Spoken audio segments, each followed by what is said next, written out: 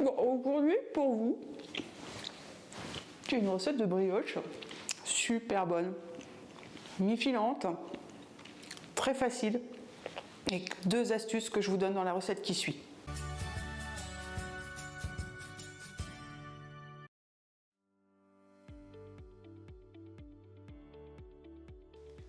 Tout d'abord, on va faire chauffer l'eau avec la farine. Il faut que ça monte à 65 degrés, un peu comme une béchamel. La chaleur va permettre à la farine de se gorger d'eau. Elle va se comporter comme des mini-réservoirs. C'est ce qu'on appelle le tangzong. Et c'est grâce à cela que notre brioche sera ultra moelleuse. C'est la première astuce. Si vous n'avez pas de thermomètre, ce n'est pas un problème. Vous allez tout de suite constater quand elle se transforme en amidon, en empois d'amidon en fait. Vous allez voir, ça va vraiment devenir épais et onctueux. Vous le voyez sur la vidéo d'ailleurs. 63 degrés en surface avec le thermomètre laser, ça veut dire qu'à cœur, je suis à la bonne température tout simplement. Une fois que c'est cuit, on va le débarrasser dans un plat, on va filmer au contact, laisser refroidir et placer idéalement une nuit au frigo.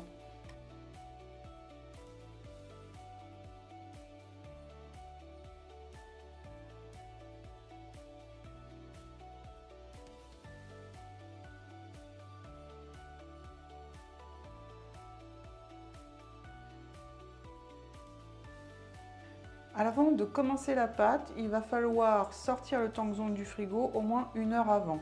Il faut aussi penser à tiédir le lait, mettre la levure dedans pour la délayer. Une fois que c'est fait, on verse la farine, le sucre, le sel, le mélange laitier de levure, les œufs, la crème fraîche et on termine par le tangzong. Notre robot est muni maintenant de son crochet à pétrin. On va mélanger pendant 5 minutes à vitesse 1. C'est la petite vitesse, ça permet de bien incorporer tous les éléments à la farine. Alors vous voyez, au bout d'un moment, il se forme une boule. Malgré tout, toute la farine n'est pas prise, il y en a sur les côtés. Donc là, on n'hésite pas à arrêter son robot et prendre sa corne, aller racler sur les côtés ou sa spatule pour aller racler sur les côtés pour bien remettre tout dans le milieu du bol pour que ça prenne bien forme avec le pétrin. Donc on remet son crochet et on repart en vitesse 1 comme au début pour bien pétrir cette pâte.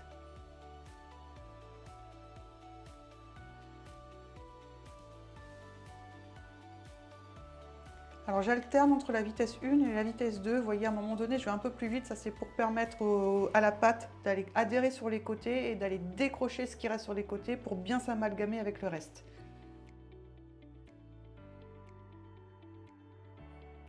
Dernière étape de notre pâte, il va falloir incorporer le beurre. Donc je soulève mon crochet et je rajoute le beurre que j'ai fondu au préalable au micro-ondes. Attention, il ne faut pas que le beurre soit brûlant, c'est vraiment juste fondu 30 secondes au micro-ondes.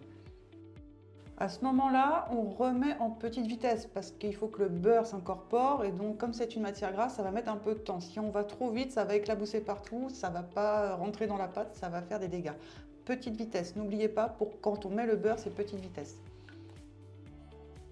Une fois qu'il n'y a plus de matière grasse en surface, là on peut passer à la vitesse supérieure, voire un tout petit peu au-dessus, vitesse 3, et commencer à donner du corps à la pâte. Ce qu'on appelle du corps, c'est développer le réseau glutineux, c'est faire que la pâte devienne élastique. Notre pâte est maintenant assez pétrie, on peut retirer le crochet, on racle bien les bords pour que le bol soit bien propre et on va mettre notre pâte au repos pendant 1 heure. Ça s'appelle la phase de pointage. Alors vous voyez, notre belle boule est bien élastique, le réseau glutineux n'est pas encore très développé puisqu'il se déchire, mais quand même il commence à être présent. On voit que la pâte est bien pétrie, ça c'est important de le remarquer. Pour cette fameuse phase de pointage qui va durer 1 heure, il faut couvrir la pâte pour pas qu'elle ne croûte sur le dessus. Alors je vous propose moi de préchauffer votre four à 30-35 degrés maxi, de l'éteindre et de mettre votre bol couvert dans ce four éteint. Ça va permettre à la levure de bien s'activer parce que la levure aime les chaleurs en dessous de 35 degrés. Au bout d'1 heure, notre pâton a doublé de volume, les gaz se sont bien développés à l'intérieur, signe d'une bonne fermentation. Là, on va pouvoir passer à la mise en forme et la mise en moule.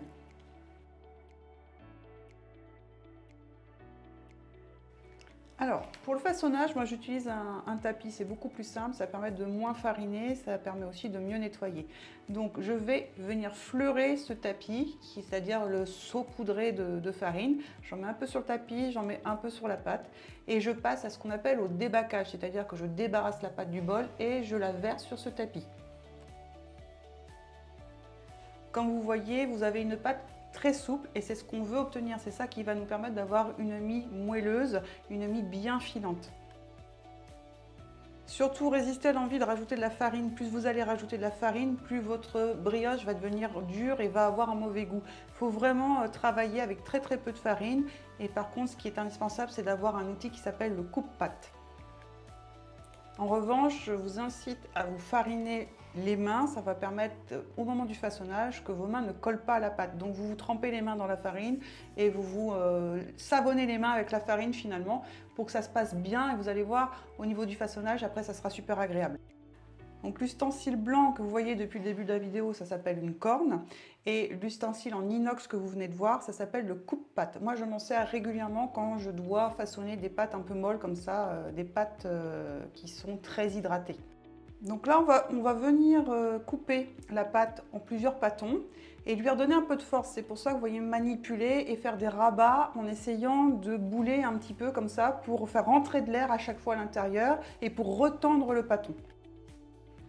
Une fois qu'on a divisé notre pâte, on va passer maintenant au façonnage. Pour le façonnage, on étale un petit peu chaque pâton sans trop le dégazer et on va rabattre les côtés et enrouler comme si c'était un escargot en veillant à bien enfermer de l'air et à bien retendre la pâte avec ses doigts.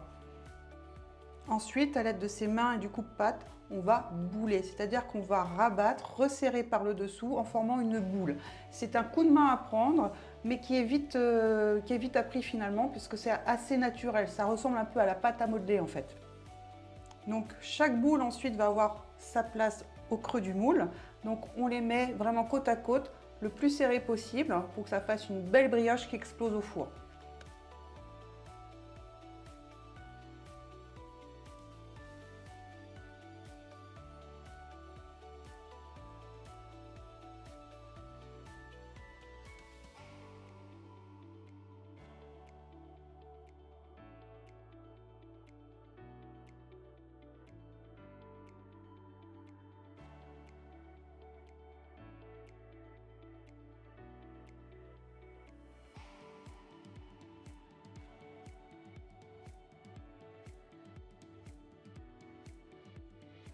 Alors quand vous avez des bulles sur le dessus, là ça veut dire que ça se passe vraiment très bien. Hein. Donc là on est content en général.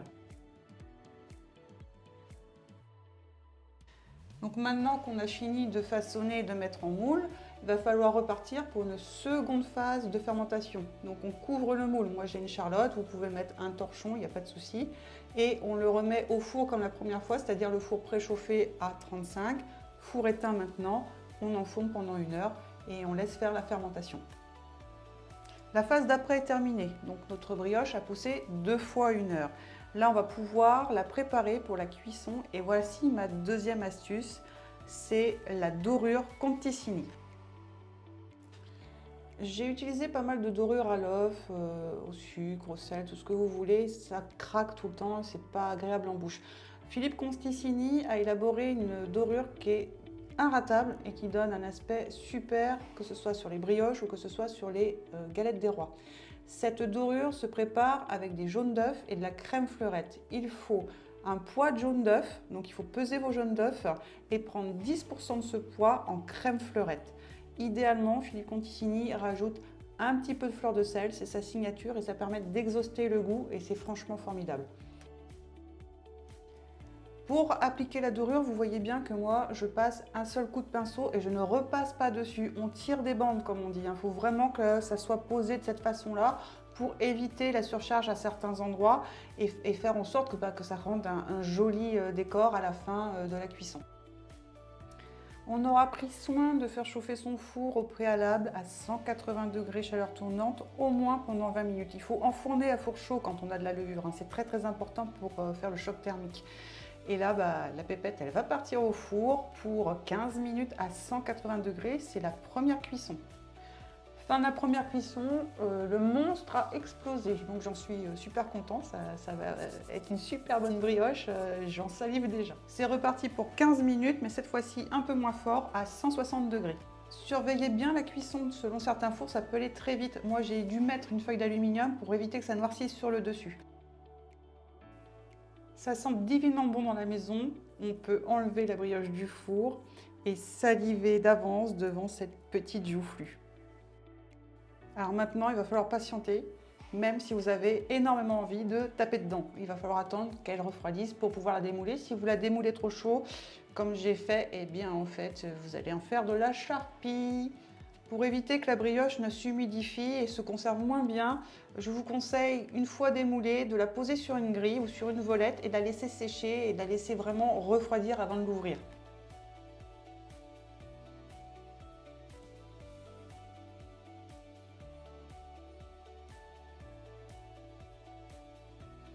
Et voilà, maintenant vous pouvez admirer l'intérieur de votre brioche et constater à quel point c'est moelleux, c'est un vrai petit nuage, une barbe à papa, c'est un petit coussin, un gros câlin comme dirait Philippe Conticini.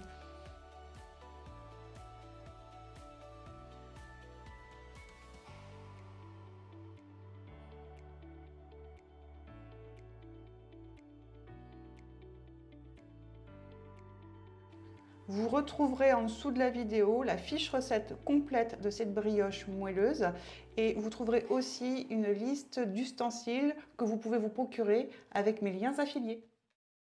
Cette recette est maintenant terminée, j'espère que vous avez passé un excellent moment avec moi en cuisine. N'oubliez pas de me laisser en commentaire breakfast time et je vous laisse partager, liker et me dire un petit peu ce que vous en pensez et si vous avez apprécié déguster cette succulente brioche. J'allais oublier, je vous dis à très bientôt pour une recette totalement food.